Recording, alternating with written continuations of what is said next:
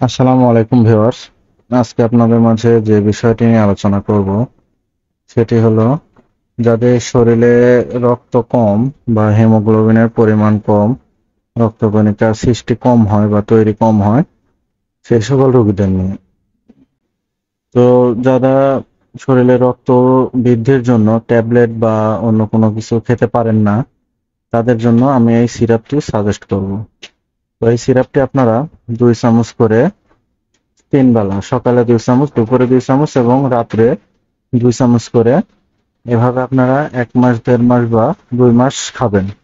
তাহলে আপনাদের যে রক্তের পরিমাণটা এটা অনেকটাই বৃদ্ধি পাবে এবং আপনার শরীরে রক্তের স্বল্পতার কারণে যে সমস্যাগুলা এই সমস্যাগুলা আস্তে আস্তে দূর হয়ে যাবে। তো আশা করি এতে আপনাদের অনেক উপকার হবে। তো আজকের মতন এখানে বন্ধুরা, আল্লাহ হাফেজ।